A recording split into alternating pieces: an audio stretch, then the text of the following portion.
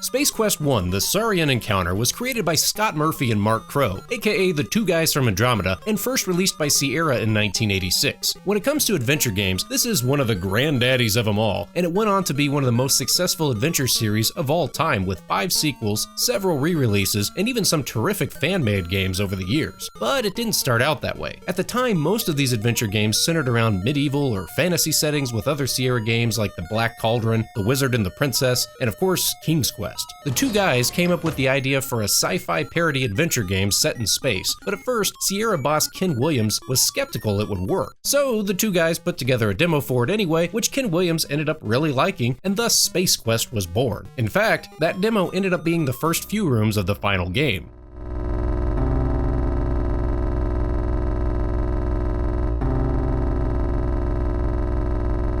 What sets Space Quest apart from other adventure games in the genre is that instead of the main character Roger Wilco being some great heroic figure, he's really just a hapless dope. But he's our dope, the bumbling underdog janitor you can't help but root for. His name wasn't actually Roger Wilco in the first game though. That was just the name that defaulted if the player didn't choose to enter his own name at the beginning. He didn't officially become Roger Wilco until later in the series. Building on the main character's status as a perpetual loser, the Two Guys From Andromeda put together an oddball futuristic universe for the player to inhabit, complete with various sci-fi and pop culture references, silly humor, goofy characters, and some truly epic scenery.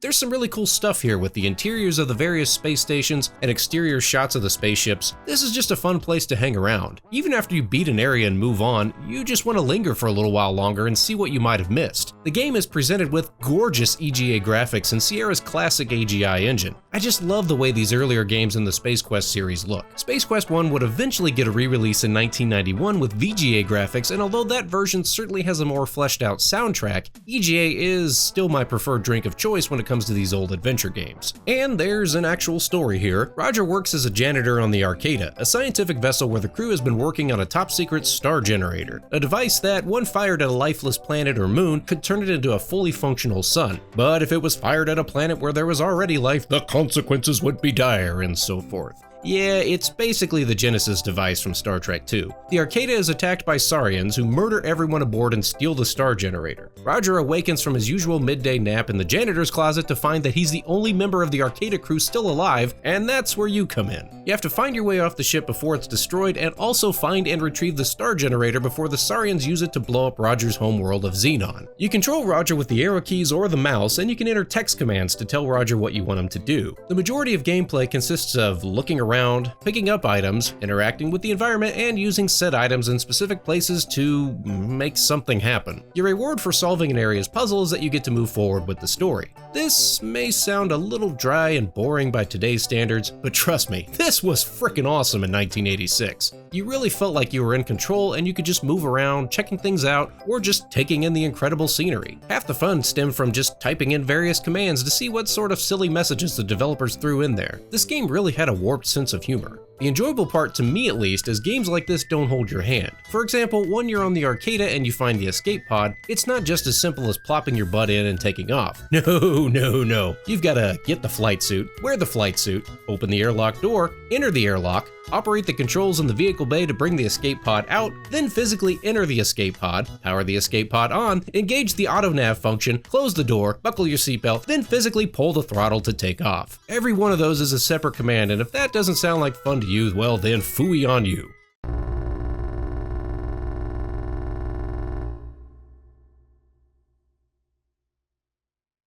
So here's the thing. You die a lot in these types of games. There's a lot of trial and error involved as you're navigating your way through the game's puzzles, which sounds like a frustrating concept, but what makes it all work is the humor and explicitly detailed graphics. Deaths are almost always some sort of comically over-the-top exposition. Getting shot by aliens, forgetting to wear your spacesuit in an open airlock, floating out the airlock alien style, tentacled monsters lurking under this grate, getting eaten by sandworms, killer droids, dripping acid, laser beams. Sometimes the game even warns you, but you just can't help yourself. yourself. When you take off in the escape pod, there's a button on the dashboard that says "Don't touch." Well, naturally, you have to push it, and then the game jettisons you into another Sierra franchise, King's Quest, where Roger gets torn to shreds by some alligators. A big chunk of the replay value comes from just meandering around finding new ways to die that you may have missed the first time through. And the hilarious descriptions are always on point to rub it in. That concludes your experiment involving the effects of total vacuum on the human body. Congratulations, you have found your way off the Arcada and escaped obvious danger. Unfortunately, you will never be seen or heard from again as you float gracefully through the heavens for all eternity. After Roger gets eaten by a sandworm, it says, "You have just become a vertical meal for the local welcoming committee."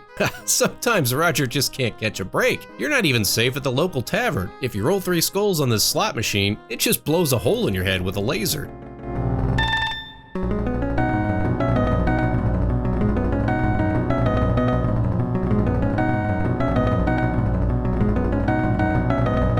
And all the death scenes conclude by saying, "Thank you for playing Space Quest. Too bad you failed miserably and doomed all your people to a horrible death at the hands of the Sariens. If you continue playing as skillfully as this, we'll never have a chance for a sequel. Better luck next time."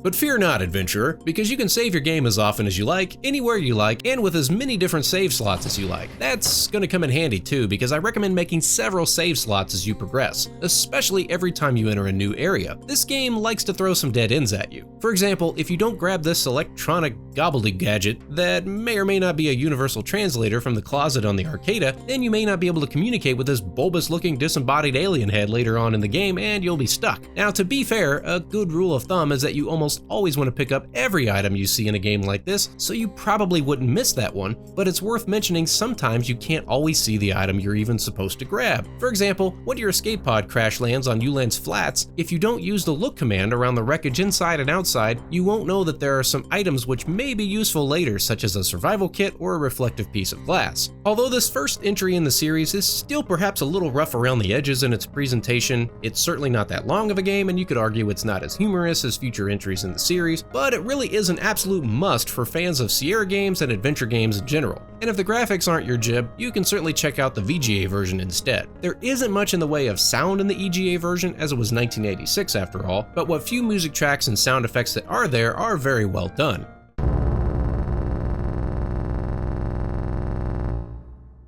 Including a few tracks with some borderline copyright infringement.